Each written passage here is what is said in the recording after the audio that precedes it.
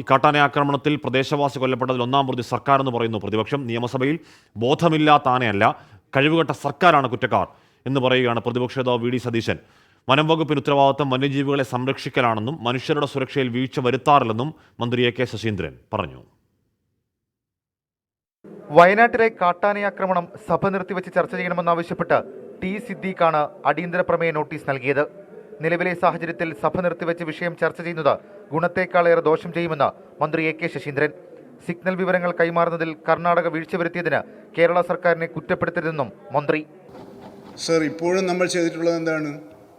10 ലക്ഷം രൂപ കൂടുതൽ സംഖ്യ വേണമെന്നുള്ള ആവശ്യമൊക്കെ സ്വാഭാവികമായിട്ട് ഉയർന്നു വന്നിട്ടുണ്ട്. 10 ലക്ഷം രൂപ കൊടുക്കാൻ തന്നെയാണ് തീരുമാനിച്ചത്. ജോലി സാധ്യത പരിശോധിക്കാൻ വേണ്ടി തീരുമാനിച്ചിട്ടുണ്ട്. കൂടുതൽ എന്തെങ്കിലും സഹായം നൽകാൻ കഴിയാൻ എന്തെങ്കിലും വകുപ്പുകളുണ്ടോ, സാധ്യതയുണ്ടോ എന്ന കാര്യം പരിശോധിച്ച് പറയാൻ ബഹുമാനപ്പെട്ട മുഖ്യമന്ത്രി എന്നോട് നിർദ്ദേശിക്കുകയും ചെയ്തിട്ടുണ്ട്. ആനയെ ട്രേസ് ചെയ്യാനുള്ള പാസ്വേഡ് അടക്കം കിട്ടിയിട്ടും സർക്കാർ ഒന്നും ചെയ്തില്ലെന്നും പ്രതിപക്ഷ നേതാവ് വി ഡി സതീശൻ. ആളുകളുടെ സ്വത്തും ജീവനും സർക്കാർ വന്യജീവികളുടെ ദയാവായ്പിനായി വിട്ടുകൊടുത്തിരിക്കുകയാണെന്നും കുറ്റപ്പെടുത്തൽ. മരണഭയത്തിന് ഇടയിൽ നിൽക്കുന്ന ആളുകളാണ്. ഒരു സംഭവം ഉണ്ടാകുമ്പോഴുള്ള സ്വാഭാവികമായ പ്രതികരണമാണ്. ഇനി അവർ മാവോയിസ്റ്റുകളാണ്, അവർ തീവ്രവാദികളാണ്, അവർ കുഴപ്പക്കാരാണെന്ന് പറഞ്ഞാൽ അവരുടെ മെക്കിട്ട് കയറാൻ പോകണ്ട. അവരെ വെറുതെ വിട്. പാവങ്ങളാണ്, ജീവിക്കാൻ നിവർത്തിയില്ലാത്ത ആളുകളാണ്. സർ, ഞാൻ അവസാനിപ്പിക്കുക.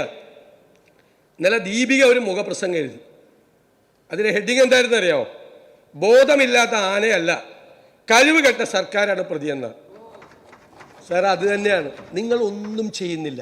വന്യജീവികൾക്ക് മന്ത്രി സംരക്ഷണം കൊടുക്കേണ്ടത് കാട്ടിലാണ്, നാട്ടിലല്ലെന്ന് ടി സിദ്ദീഖ്. 10 വർഷത്തിനിടയിൽ വന്യജീവി ആക്രമണങ്ങളിൽ വയനാട്ടിൽ 56 പേർക്ക് ജീവൻ നഷ്ടമായെന്നും സർക്കാർ പരാജയമെന്നും ടി സിദ്ദീഖ് ആരോപിച്ചു. ലഭിച്ച വിവരത്തിന്റെ അടിസ്ഥാനത്തിൽ മൊഴയാനയെ കൃത്യമായി നിരീക്ഷിക്കുന്നതിൽ പരാജയപ്പെട്ട, ജനങ്ങൾക്ക് അപകടത്തെക്കുറിച്ച് ഒരു മുന്നറിയിപ്പ് നൽകുന്നതിൽ ദയനീയമായി പരാജയപ്പെട്ട അതിർത്തി ജില്ലയാണ് സാർ വയനാട്. അവസാനിച്ചു. അതിർത്തി ജില്ലയാണ്.